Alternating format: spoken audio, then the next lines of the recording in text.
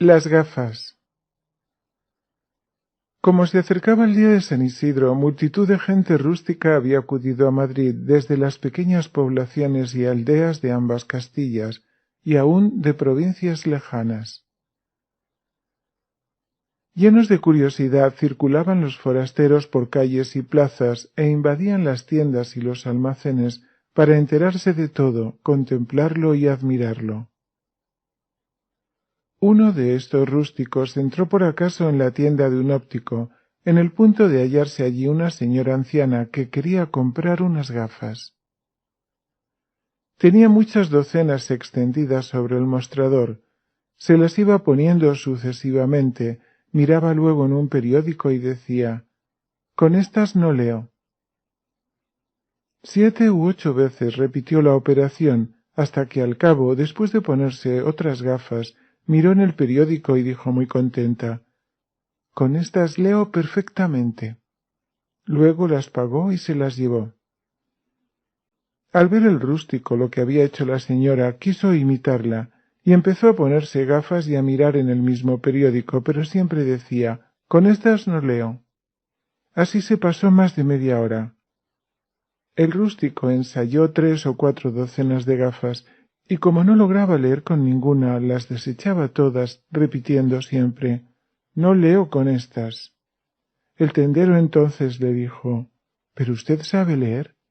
«Pues si yo supiera leer, ¿para qué había de mercar las gafas?». Aquí finaliza la grabación de las gafas.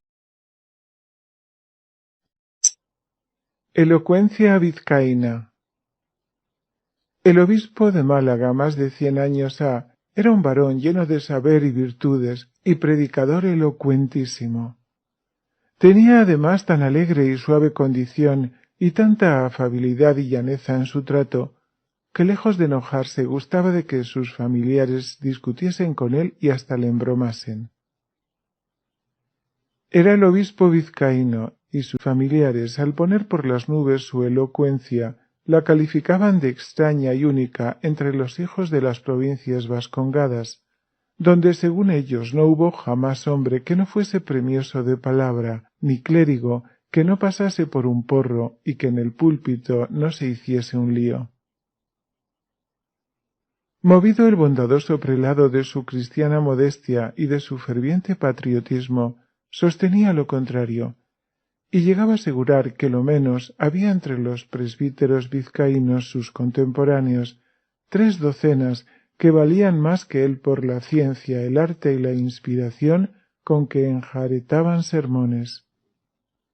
Como pasaba el tiempo y no parecía por aquella diócesis ningún clérigo vizcaíno, la disputa se hacía interminable. El obispo no probaba su afirmación de un modo experimental y práctico, y los familiares seguían R que R, negando a todos los vizcaínos menos a su señoría ilustrísima la capacidad para la oratoria sagrada. Acertó al cabo a venir a Málaga en busca de amparo y protección un clérigo guipuzcoano que había estudiado con el obispo en el mismo seminario y había sido allí grande amigo suyo. El obispo le recibió muy bien y le hospedó en su palacio. No tardó, cuando estuvo a solas con él, en hablarle de las discusiones sin término que con sus familiares tenía, y luego le dijo: «Muy a propósito has venido por aquí, para que valiéndome de ti demuestre yo la verdad de mi tesis. De hoy en 8 días habrá una gran función en la catedral, y es menester que tú prediques y que el sermón sea tan hermoso y edificante que eclipse, oscurezca y deje tamañitos cuantos yo he compuesto hasta ahora». «Pero ¿cómo ha de ser esto?», interrumpió el clérigo muy azorado, «cuando yo, bien lo sabes, sé tan poco de todo y tengo tan corta habilidad que no me he atrevido jamás a subir al púlpito». «Dios es todopoderoso y bueno», contestó el obispo.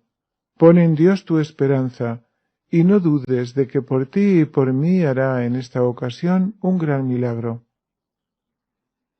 Confiado en la bondad divina y más inspirado que nunca el obispo, recatándose de todos y muy sigilosamente, escribió aquella misma noche una verdadera obra maestra, un dechado de perfección, lo mejor acaso que había escrito en su vida. A la mañana siguiente entregó el sermón al clérigo su amigo y le excitó para que se le aprendiese muy bien de memoria. Con extraordinaria repugnancia y miedo, por recelar que no podría aprender el sermón o que le olvidaría después de aprendido. Nuestro clérigo, tal era el afán con que aspiraba a complacer a su protector, tomó en la memoria en 2 días el sermón entero, y sin titubear ni pararse le recitó como un papagayo delante del obispo. Empleó otros 2 días en enseñar al flamante predicador la entonación, el gesto y el manoteo correspondientes a cuanto tenía que decir. El obispo quedó complacido. Calificó de admirable aquella oración pronunciada por su amigo y se prometió y le prometió un triunfo estrepitoso. Enseguida anunció que el predicador iba a ser su paisano y lleno de orgullo patriótico dijo a sus familiares: «Ya verán ustedes lo que es bueno. Ya tendrán ustedes que confesar que este humilde sacerdote de mi tierra y de mi gente predica mejor que yo. Es un nuevo Juan Crisóstomo, un raudal de elocuencia y un pozo de sabiduría. En adelante no me embromarán ustedes afirmando que exceptuándome a mí no hay vizcaíno que predique». Llenos de impaciencia estaban todos, ansiando oír predicar al vizcaíno. Llegaron por fin el día y la hora de la función. La catedral estaba de bote en bote. El obispo y los canónigos asistían en el coro con todo el aparato y la pompa que requerían las circunstancias. En el centro del templo y a no muy larga distancia de la catedral del Espíritu Santo se parecían las damas más devotas y elegantes de la ciudad, lindísimas muchas de ellas, todas con basquiña y mantillas de blondas y con rosas, claveles y otras flores en la cabeza. Hombres y mujeres del pueblo llenaban las naves. Era extraordinaria y muy general la curiosidad de oír al nuevo predicador, cuya buena reputación anticipada había cundido por todas partes. Por fin apareció en el púlpito nuestro vizcaíno, y empezó su sermón con tal habilidad y gracia que la admiración, el asombro y el santo deleite henchían los corazones y los espíritus de todo el auditorio. Pero, oh terrible desgracia, cuando el sermón iba ya mediado, quiso la suerte, o mejor dicho, quiso la divina providencia, que al vizcaíno, que se lo sabía tan bien de carrerilla, se le fuese el santo al cielo. Trasudaba, se retorcía, se angustiaba y se desesperaba, y todo en balde porque no podía volver a coger el hilo. Sin duda iba a tener que bajar del púlpito con el sermón a medio acabar. El descrédito y la caída iban a ser espantosos, y era lo peor que el sermón quedaba interrumpido en el momento de mayor interés y más lastimoso, cuando el predicador acababa de ponderar los infortunios que Dios había enviado sobre nuestra nación, o para probarla, o para castigar sus muchos pecados, por medio de sequías, epidemias, guerras y malos gobiernos. El vizcaíno, viéndose en tamaño apuro, perdió por completo la cabeza, y dirigiéndose al obispo que estaba en la silla episcopal, y hablándole con el desenfado, con furia y con la intimidad archifamiliar del antiguo condiscípulo, aunque por fortuna en idioma vascuence, allí completamente ignorado, lanzó votos y reniegos, le denostó y le echó en cara que por culpa suya estaba pasando las penas derramadas, puesto en berlina y amenazado de tener que apelar a una retirada vergonzosa. ¿Quién sabe si fue milagro del Altísimo? Lo cierto es que de repente, cuando descargaba en su lengua nativa aquel diluvio de vituperios sobre el obispo, el vizcaíno, con iluminación súbita y dichosa, volvió a recordar todo lo que del sermón le quedaba por decir. Inspirado, además, no menos dichosamente, exclamó: «Hasta aquí Jeremías en sus trenos o lamentaciones». Y luego prosiguió recitando con fogosa vehemencia y con primor y acierto el resto del sermón hasta llegar a lo último. Cuantos le oyeron quedaron edificados y maravillados. El obispo demostró que había vizcaínos que predicaban por lo menos tan bien como él, y no hubo nadie que no calificase al clérigo de excelente predicador, y además de tan erudito y versado en las sagradas escrituras que se las sabía de coro y las citaba en el texto original hebreo. Aquí finaliza la grabación de Elocuencia vizcaína. Milagro de la dialéctica. De vuelta a su lugar, cierto joven estudiante muy atiborrado de doctrina y con el entendimiento más aguzado que punta de lezna, quiso lucirse mientras almorzaba con su padre y su madre. De un par de huevos pasados por agua que había en un plato, escondió uno con ligereza. Luego preguntó a su padre: «¿Cuántos huevos hay en el plato?». El padre contestó: «Uno». El estudiante puso en el plato el otro que tenía en la mano, diciendo: «¿Y ahora cuántos hay?». El padre volvió a contestar: «Dos». «Pues entonces», replicó el estudiante, «dos que hay ahora y uno que había antes suman tres. Luego son tres los huevos que hay en el plato». El padre se maravilló mucho del saber de su hijo, se quedó atortolado y no atinó a desenredarse del sofisma. El sentido de la vista le persuadía de que allí no había más que dos huevos, pero la dialéctica especulativa y profunda le inclinaba a afirmar que había tres. La madre decidió al fin la cuestión prácticamente. Puso un huevo en el plato de su marido para que se lo comiera, tomó otro huevo para ella y dijo a su sabio vástago: «El tercero, cómetelo tú».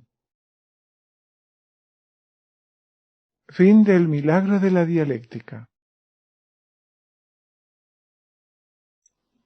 La Reina Madre. Capítulo 1. En un pequeño lugar de la provincia de Córdoba vivía un pobre labrador joven y guapo, cuya mujer era la más linda muchacha que había en 40 o 50 leguas a la redonda. Fresca y robusta, estaba rebosando salud, y tenía tan apretadas carnes que, según afirmaba su marido, era difícil, cuando no imposible, pellizcarla.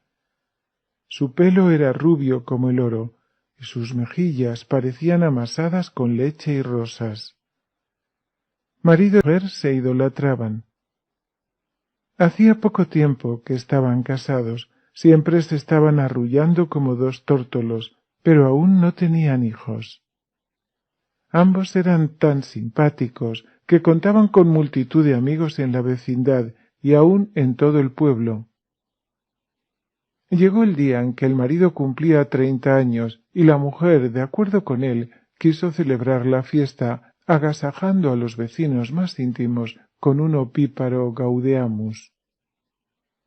Aunque ellos eran pobres, no carecían de recursos para satisfacer tan generoso deseo. Iba a terminar el mes de noviembre y acababan de hacer la matanza de un cerdo. Tenían pues exquisitas morcillas y lomo fresco en adobo. Habían criado y cebado además una magnífica pava. La mujer la preparó diestramente, le rellenó el buche con los menudillos, con castañas, alfónzigos, piñones y otros sabrosos condimentos y especias, y la asó, o más bien la frió, en una enorme cazuela. Ya todo preparado para la cena, que debía ser a las 9 de la noche, acudieron con puntualidad los convidados, y fueron recibidos por los gallardos y amables esposos en la amplia cocina de la casa, que estaba en el piso bajo y que era también comedor y estrado o sala de recibimiento. La mesa se veía en el centro, cubierta de blancos y limpios manteles y aderezada con flores y frutas. Un resplandeciente velón de lucena con los 4 mecheros encendidos daba luz a la mesa, y 2 candiles de hierro colgados a sendas tomizas iluminaban el resto de la estancia, cuyas paredes tenían por adorno cabezas disecadas de ciervos y de lobos, algunas escopetas de caza, 2 jaulas de perdices, una tablita con palillo y cimbel, y varios peroles y cacerolas de azófar y cobre colgados de alcayatas, y tan fregados y lustrosos que relucían más que venecianos espejos. La chimenea era de campana, de suerte que el hogar avanzaba bastante, y en él estaba la comida ya pronta sobre el rescoldo para que no se enfriase ni se quemase. El joven matrimonio no tenía criado ni criada. Ellos mismos se servían. La mujer había dejado apagar el fuego, sólo había algunas brasas y cenizas, faltando el calor y la alegría de la llama. Aquella noche hacía mucho frío y caía abundante nieve en la calle. Los convidados habían llegado casi tiritando y con la ropa algo mojada. Para mayor regalo y deleite decidió entonces la mujer encender un buen fuego. Fue al corral y trajo algunos palos de olivos, sarmientos y pasta de orujo. Lo colocó todo en el hogar, muy bien dispuesto para que ardiese, pero todo estaba húmedo y no ardía. La pobre mujer bregaba no poco y en balde para hacer arder la leña, y como no tenía esportilla ni fuelle con que agitar el aire, se agachó y empezó a soplar furiosamente, pero nada, no conseguía que la llama se levantase. Enojada entonces sopló con triple furia, y aunque tenía buenos pulmones y salía de su boca como un vendaval, no lograba su objeto. Apretó por último mucho más el soplo, y con el violento esfuerzo que hizo se le extravió el aire y tomó una dirección enteramente contraria. Por alguna parte había de salir, y el aire salió de súbito con tan tremenda sonoridad por muy distinto respiradero, que retumbó en la estancia como un cañonazo, aunque con acento tan claro, tan inimitable y tan propio, que con nada podía confundirse ni equivocarse. Los tertulianos no pudieron menos de oír aquella música estrepitosa y de comprender el oculto instrumento que la producía. Así es que sin acertar a contenerse prorrumpieron en la más desaforada risa. Fue entonces tan horrible la vergüenza de aquella excelente mujer que exclamó desesperada: «¡Ojalá se abre la tierra y me trague!». ¡Oh, estupendo prodigio! La tierra se abrió en efecto y se tragó la mujer. La risa de los tertulianos se convirtió en asombro y en lamento. El marido desolado, nuevo Orfeo de aquella Eurídice, buscaba a su mujer y no podía hallarla. Capítulo 2. La mujer, tragada por la tierra, se encontró de repente a la puerta de una rica y populosa ciudad, donde todo florecía, brillaba y era regocijado y ameno. Los habitantes discurrían por calles y plazas vestidos con suma elegancia y con trajes caprichosos y fantásticos. Suaves músicas sonaban por donde quiera. Era un día claro, el sol brillaba casi en el cenit.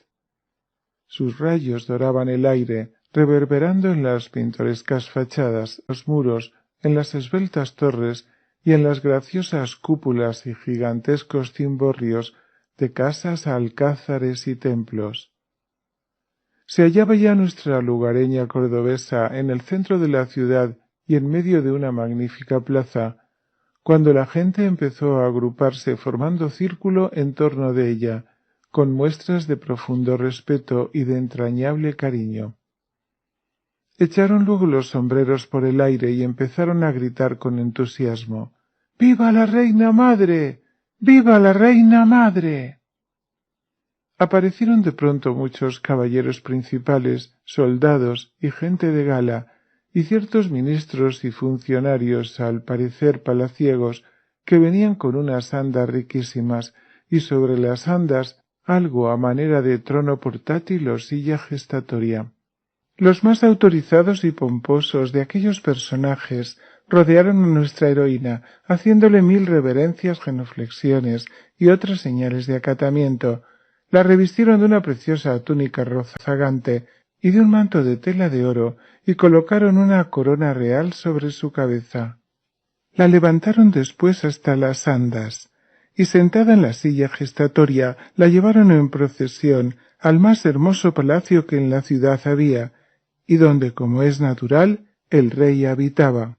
Subieron todos la monumental y amplia escalera entre dos filas de coraceros de la guardia. Recorrieron luego con gran prosopopeya la larga serie de áureos salones, en los cuales resonaba agradable música de instrumentos de viento, y al fin se encontraron en el salón del trono, cuya disposición arquitectónica era inusitada y rarísima, porque la bóveda que formaba el techo no era una media naranja, sino dos, en medio de las cuales había una estrechura, y en medio de la estrechura una hermosa claraboya redonda, por donde entraba la luz cenital que todo lo iluminaba.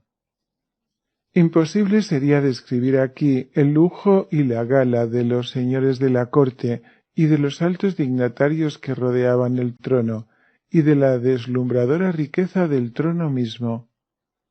Baste decir que en él estaba sentado con corona y cetro un joven rey hermosísimo, rubio como las candelas, gracioso, robusto y alegre, el cual apenas vio entrar a nuestra heroína cordobesa cuando descendió del trono y casi con lágrimas de alegría y con acento conmovido y sonoro exclamó estrechándola entre sus brazos y cubriéndole el rostro de besos: «Oh, adorada madre mía, en buena hora y en mejor sazón me concebiste en tus sanas y generosas entrañas, y te dignaste lanzarme al mundo con tan poderoso aliento vital y con tamaña superioridad y excelencia entre todos los de mi casta, que no han podido menos de reconocerme por amo y señor, de concederme el mero y el mixto imperio, y de coronarme como rey de toda esta dilatada, aérea y vaporosa pordesarquía».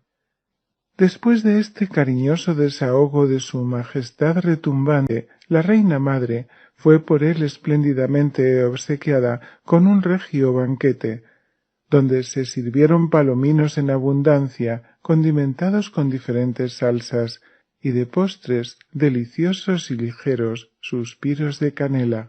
De sobremesa y arrullada por una música dulce, la reina madre se quedó dormida.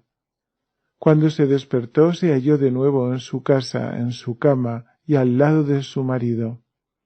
Cuanto había visto se le figuró entonces que era un sueño, pero pronto se convenció de que no había sido sueño sino realidad. Fue a la despensa a tomar habichuelas para guisarlas y almorzar aquel día.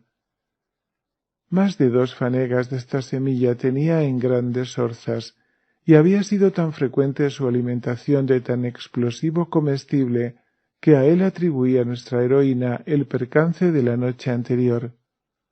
Cuán grande no sería su sorpresa y cuán inesperado no sería su regocijo cuando al ir a tomar las habichuelas que estaban en las orzas se encontró con que eran todas de oro finísimo. Para mayor claridad en cada orza había una planchita de oro también y a modo de tarjeta, sobre la cual estaba escrito con letras de diamante: «El rey de Pordesarquía, emperador de Eolia Occidental, en prueba de agradecimiento a su querida reina madre». Inútil es encarecer el desahogo, el regalo y la opulencia con que de allí en adelante vivió el joven matrimonio de que trata esta historia.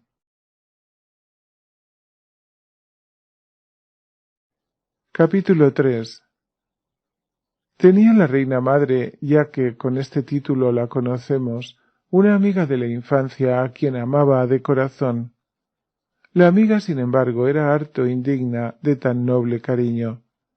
Eran no pocas sus faltas, despuntando entre ellas las de ser en extremo envidiosa y codiciosa. Aunque la reina madre le hacía participar de su buena ventura, regalándola y agasajándola, ella enflaquecía de envidia y se iba poniendo verdinegra y seca como un esparto. Con villana astucia e infame disimulo, logró al cabo que la reina madre le explicase el origen de su bienestar repentino. No bien lo supo, dijo para sus adentros: «Pues yo no he de ser menos». Y en efecto, convidó a la vecindad, preparó el festín, y cuando los convidados estuvieron reunidos, se agachó y se puso a soplar el fuego con no poco ímpetu. Pero le sucedió al revés que a la reina madre.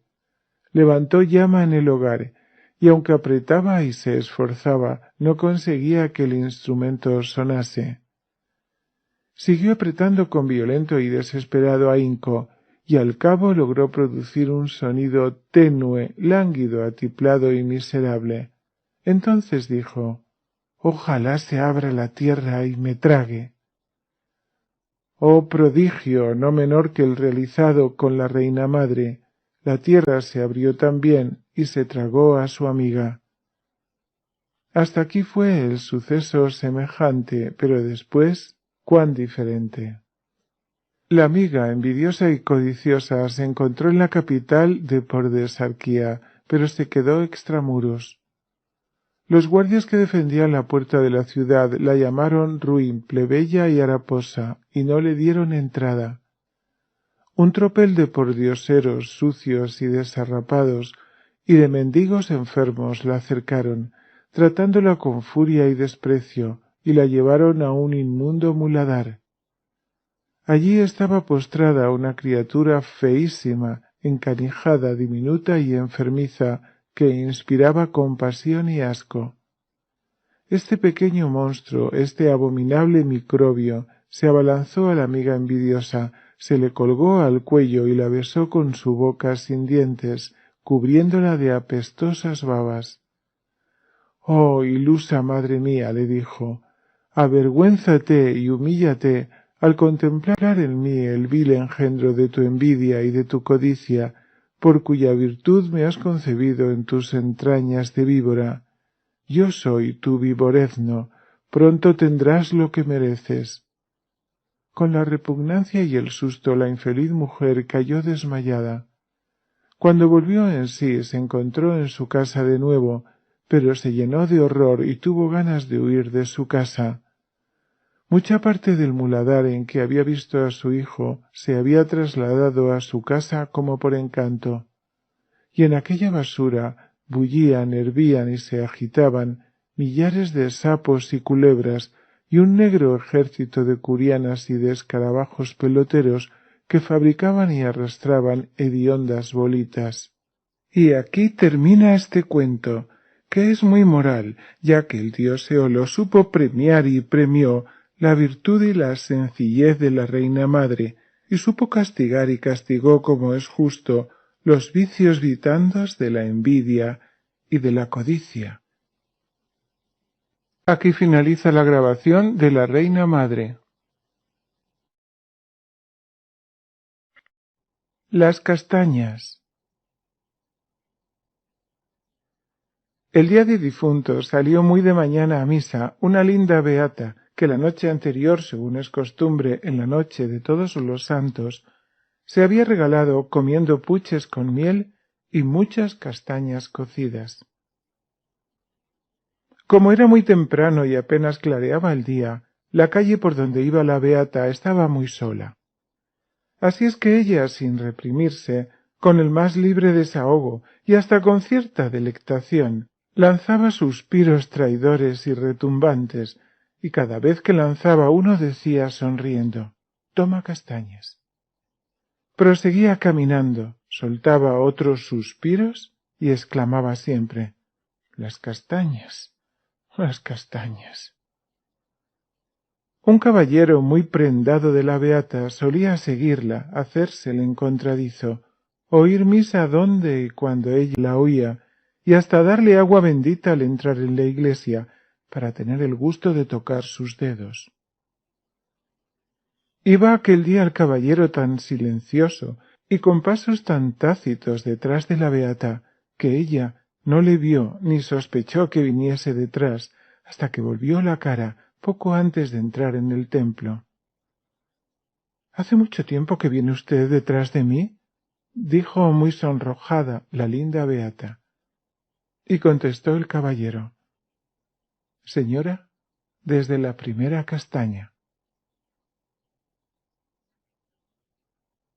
a que finaliza la grabación de Las castañas.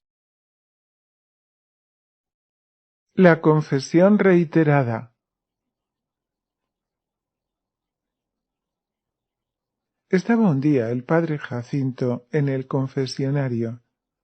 Había oído ya los pecados de 11 o 12 penitentes. Les había dado la absolución, se encontraba fatigadísimo, e iba a levantarse cuando acudió a la rejilla una mujer muy guapa, pulcra y elegantemente vestida, y al parecer de poco más de 30 años.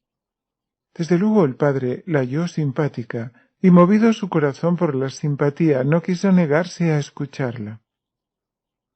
La dama, hasta entonces no conocida del padre, le dijo que permanecía soltera y que vivía con su anciana madre viuda, a quien amaba en extremo y se esmeraba en cuidar. Eran madre e hija, señoras principales, pero pobres, y vivían con recogimiento y en cierta estrechez decorosa. Todos los pecadillos que la dama confesó al padre eran tan leves y veniales, y le fueron confesados por ella con tal candor y con gracia tan inocente, que el padre en el fondo de su alma hubo de calificarla no sólo de graciosa y discreta, sino de casi santa. Creyó pues inútil el trabajo que ella se había tomado en decir su confesión y el que se tomaba él en oírla. Aprobó, no obstante, y celebró aquel trabajo, hallándole grato y ameno. Eran tan pequeñitas las faltas de la dama que el padre, a pesar de su severidad, apenas creía que debía imponerle más penitencia que la de rezar un Padre Nuestro. Se disponía ya a imponérsela y a echarle la bendición, cuando la dama, después de larga pausa y silencio, muy ruborizada y como quien vacila, dijo con voz dulce y temblorosa: Padre, me avergüenzo de pensar que estoy engañando a usted. Usted me creerá buena y virtuosa, pero es porque no le he dicho un pecado muy grave y mortal que pesa sobre mi conciencia y que la abruma. Menester será que yo se lo diga, aunque me apesadumbre y me cause extraordinario sonrojo. Sí, hija mía, al confesor no se le debe ocultar nada, habla con franqueza. Pues ya que es menester ser franca, ha de saber usted que hará ya 12 o 13 años, cuando yo aún no había cumplido los 18, estuve prendada de un primo mío, teniente de infantería. Él también me amaba de corazón, pero ni él poseía más bienes que su carrera, ni yo contaba con más riqueza que la paga de huérfana que había de perder casándome. Aunque muy de veras lo deseábamos, conociendo él y yo que el casamiento no podía ser, nos habíamos resignado sin perder la esperanza de que viniesen para nosotros mejores días y de que nos fuese más propicia la fortuna. En busca de ella y en cumplimiento de su deber, mi primo tuvo que ir a Cuba, donde la guerra civil ardía entonces. La víspera de su partida, que debía ser por la mañana temprano, mi primo estuvo en casa a despedirse de mi madre y de mí. Estábamos entonces en Cádiz. Como mi madre había notado nuestra mutua inclinación y la desaprobaba, porque no podía terminar bien y porque soñaba para mí con mejor partido, nuestra despedida no pudo ser en su presencia todo lo expresiva y cariñosa que mi primo y yo deseábamos. Y aquí empiezan mis deslices y mi culpa. Yo consentí, cediendo a los ruegos de él, en volver a verle aquella misma noche, cuando mi madre estuviese dormida, y en hablarle saliendo a un balcón del entresuelito en que vivíamos. Abrí en efecto el balcón a altas horas de la noche, y cuando mi madre dormía profundamente. Mi primo estaba en la calle aguardando mi salida. La pálida luz de la luna iluminaba su hermosa cara. En la calle, poco concurrida de ordinario, no parecía nadie a aquellas horas. Considerando muy incómodo hablarnos desde lejos, él, que era ágil, apoyándose en una reja del cuarto bajo, se encaramó hasta el balcón, por más que yo lo repugnaba y mostraba disgusto y miedo. Ya puesto él en la parte exterior del balcón, temimos que alguien pasase y le viese. Hubiera sido un escándalo. A fin de evitarle, mi primo, con la misma agilidad que había desplegado para subir, saltó irreflexivamente por encima de la baranda y penetró en el cuarto, que era el mismo en que yo dormía. El terror que me inspiraba el paso que acabábamos de dar y la honda pena que él y yo sentíamos al pensar que íbamos a separarnos para siempre, nos movió sin la menor malicia y premeditación por mi parte a abrazarnos y acariciarnos con suave abandono. Y como yo vertía muchas lágrimas, él las secaba con sus labios sobre mis mejillas. Luego, no sé cómo, natural y sencillamente, se encontraron y se unieron nuestras bocas. Y por último, padre, qué vergüenza. Aquello fue un delirio, un frenesí de amor, un deleite que me pareció como del cielo. Una estrechísima unión de nuestros dos seres y una íntima fusión de nuestras dos almas que duró hasta rayar la aurora. Mi primo tuvo entonces que irse. Nos hicimos 1000 juramentos de fidelidad. Yo, en el momento de partir él, aún le retenía y le apretaba entre mis brazos y me lo comía a besos. Pero la separación fue inevitable. Mi primo salió para La Habana 2 horas después de haber cometido juntos, él y yo, tan horrible, dulce y largo pecado. Espantosa fue mi desventura, sin duda fue castigo del cielo. Mi desdichado primo, a los pocos días de llegar a La Habana, murió de la fiebre amarilla. No acierto a ponderar el inmenso dolor que se apoderó de mi alma. Mi único consuelo, lo confieso, era recordar que yo había sido suya. Retraer al pensamiento embelesado todo el encanto, toda la enajenación, todo el éxtasis celestial que embargó mis potencias y mis sentidos cuando me entregué a él por entero, sin que quedase prenda mía que yo no le diese. Suspiró la penitente, se humedecieron con lágrimas sus hermosos ojos y quedó en silencio. El padre Jacinto le rompió diciendo: Grave y mortal fue tu pecado, hija mía, pero lo peor y más grave es que le hayas tenido oculto durante 13 años sin confesarle hasta ahora.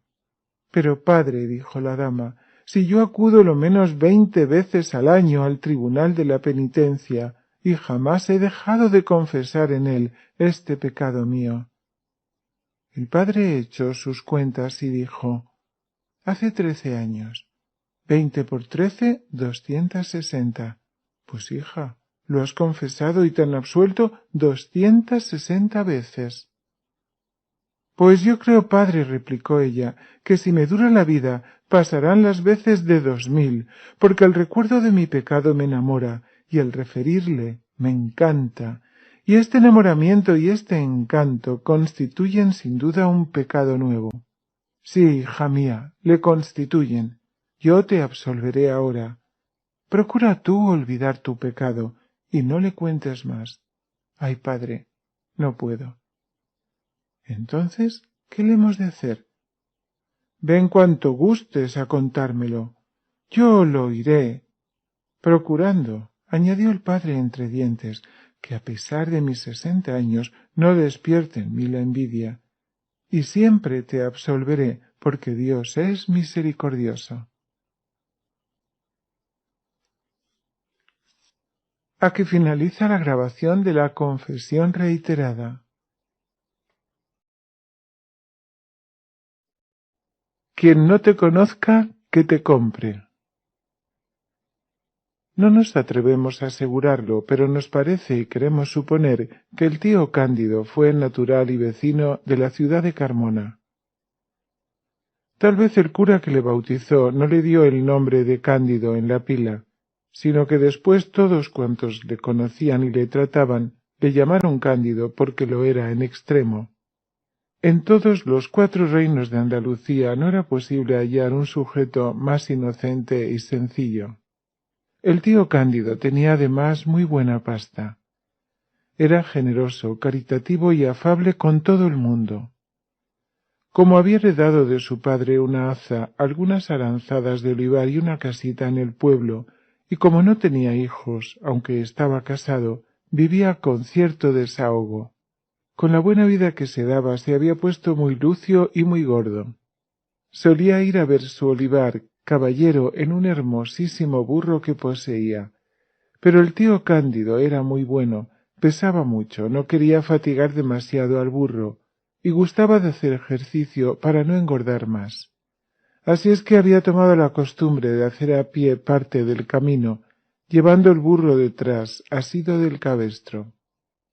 Ciertos estudiantes sopistas le vieron pasar un día en aquella disposición, o sea, a pie, cuando iba ya de vuelta para su pueblo. Fue el tío Cándido tan distraído que no reparó en los estudiantes. Uno de ellos, que le conocía de vista y de nombre, y sabía sus cualidades, informó de ellas a sus compañeros y los excitó a que hiciesen al tío Cándido una burla. El más travieso de los estudiantes imaginó entonces que la mejor y la más provechosa sería la de hurtarle el borrico. Aprobaron y hasta aplaudieron los otros, y puestos todos de acuerdo se llegaron 2 en gran silencio, aprovechándose de la profunda distracción del tío Cándido, y desprendieron el cabestro de la jáquima. Uno de los estudiantes se llevó el burro, y el otro estudiante, que se distinguía por su notable desvergüenza y frescura, siguió al tío Cándido con el cabestro asido en la mano. Cuando desaparecieron con el burro los otros estudiantes, el que se había quedado asido al cabestro tiró de él con suavidad. Volvió el tío Cándido la cara, y se quedó pasmado al ver que en lugar de llevar el burro, llevaba del diestro a un estudiante. Este dio un profundo suspiro y exclamó: ¡Ay! Alabado sea el Todopoderoso. Por siempre bendito y alabado, dijo el tío Cándido. Y el estudiante prosiguió: Perdóneme usted, tío Cándido, el enorme perjuicio que sin querer le causo. Yo era un estudiante pendenciero, jugador, aficionado a mujeres y muy desaplicado. No adelantaba nada, cada día estudiaba menos. Enojadísimo mi padre me maldijo diciéndome: Eres un asno y debieras convertirte en asno. Dicho y hecho. No bien mi padre pronunció la tremenda maldición, me puse en 4 pies sin poderlo remediar, y sentí que me salía rabo y que se me alargaban las orejas. 4 años he vivido con forma y condición asnales, hasta que mi padre, arrepentido de su dureza, ha intercedido con Dios por mí, y en este mismo momento, gracias sean dadas a su divina majestad, acabo de recobrar mi figura y condición de hombre. Mucho se maravilló el tío Cándido de aquella historia, pero se compadeció del estudiante, le perdonó el daño causado y le dijo que se fuese a escape a presentarse a su padre y a reconciliarse con él. No se hizo de rogar el estudiante y se largó más que deprisa, despidiéndose del tío Cándido con lágrimas en los ojos y tratando de besarle la mano por la merced que le había hecho. Contentísimo el tío Cándido de su obra de caridad, se volvió a su casa sin burro, pero no quiso decir lo que le había sucedido, porque el estudiante le rogó que guardase el secreto, afirmando que si se divulgaba que él había sido burro, lo volvería a ser o seguiría diciendo la gente que lo era, lo que le perjudicaría mucho y tal vez impediría que llegase a tomar la borla de doctor, como era su propósito. Pasó algún tiempo y el de la feria de Mairena. El tío Cándido fue a la feria con el intento de comprar otro burro. Se acercó a él un gitano, le dijo que tenía un burro que vender y le llevó para que le viera. Qué asombro no sería el del tío Cándido cuando reconoció en el burro que quería venderle el gitano al mismísimo que había sido suyo y que se había convertido en estudiante. Entonces dijo el tío Cándido para sí: sin duda que este desventurado, en vez de aplicarse, ha vuelto a sus pasadas travesuras. Su padre le ha echado de nuevo la maldición y cátale ahí burro por segunda vez. Luego, acercándose al burro y hablándole muy quedito a la oreja, pronunció estas palabras que han quedado como refrán: quien no te conozca, que te compre. Aquí finaliza la grabación de Quien no te conozca, que te compre.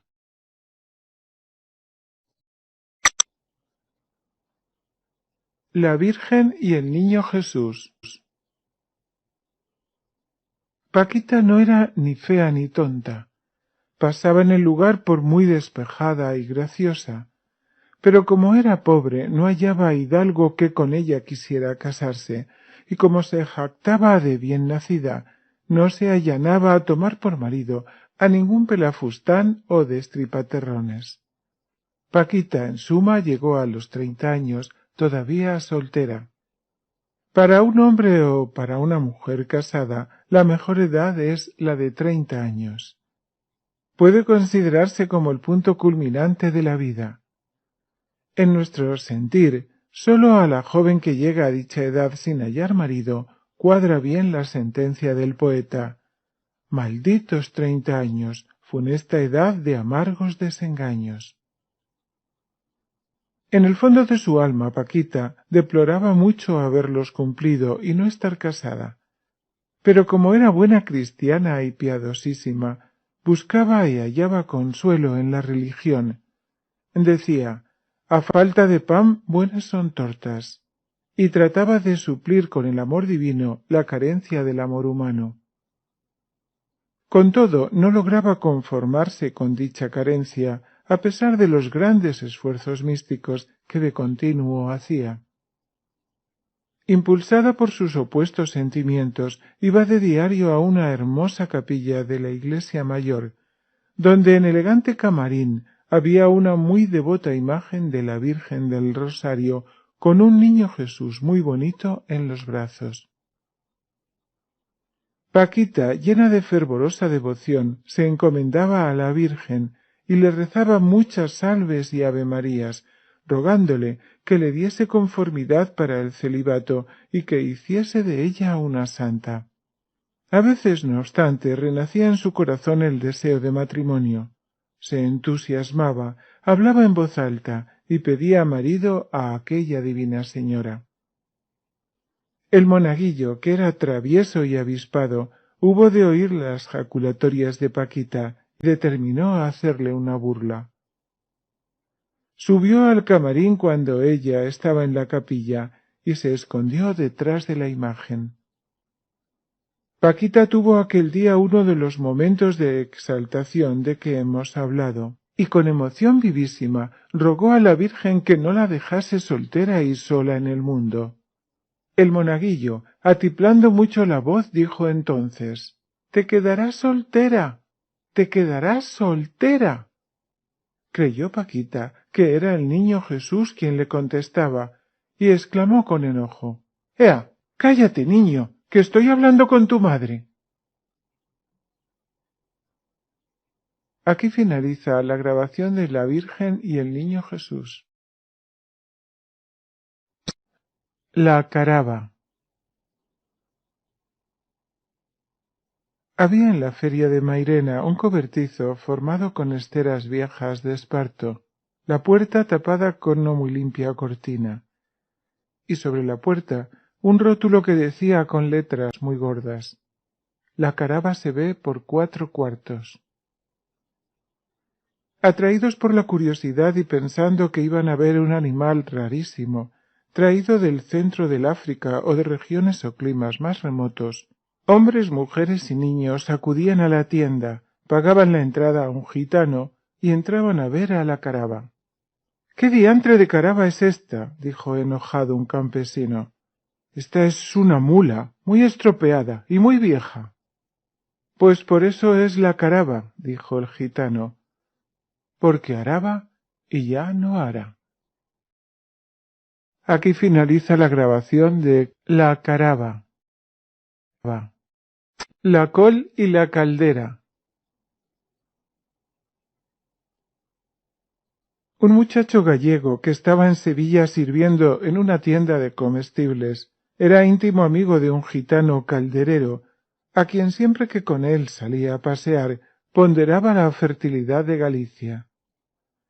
Sus frondosos bosques, sus verdes praderas, cubiertas de abundante pasto, donde se crían y ceban hermosos becerros y lúcidas vacas que dan mantecosa leche, y la rica copia de flores, frutas y hortalizas que hay allí por donde quiera, valían mucho más, según el gallego, que los áridos cortijos, que las estériles llanuras sin árbol que les preste sombra y sin chispa de hierba, y que los sombríos olivares y viñedos de Andalucía. Entusiasmado cierto día el galleguito, comparando la ruindad y pequeñez de las plantas andaluzas con la lozanía y tamaño colosal de las de su tierra, llegó a hablar de una col que había crecido en un huertecillo cultivado por su padre. La col acabó por tener tales dimensiones que en el rigor del estío venía una manada de carneros a sestear a su sombra y a guarecerse de los ardientes rayos del sol. Mucho celebró y admiró el gitano la magnificencia de la col gallega, y no pudo menos de confesar que el suelo andaluz era harto menos fértil y generoso en lo tocante a coles.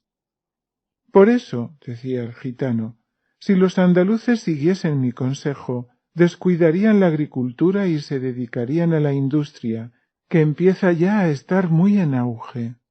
Por ejemplo, en Málaga, donde hace poco tiempo que estuve yo para cierto negocio, vi en la ferretería del señor Leria una caldera que estaban fabricando y que es verdaderamente un asombro. Jesús, yo no he visto nada mayor. Figúrese usted que en un lado de la caldera había unos hombres dando martillazos y los que estaban en el lado opuesto no oían nada. Pero hombre, dijo el gallego, ¿para qué iba a servir esa caldera tan enorme? ¿Para qué había de servir? Contestó el gitano. Para cocer la col que su padre de usted ha criado en el huerto.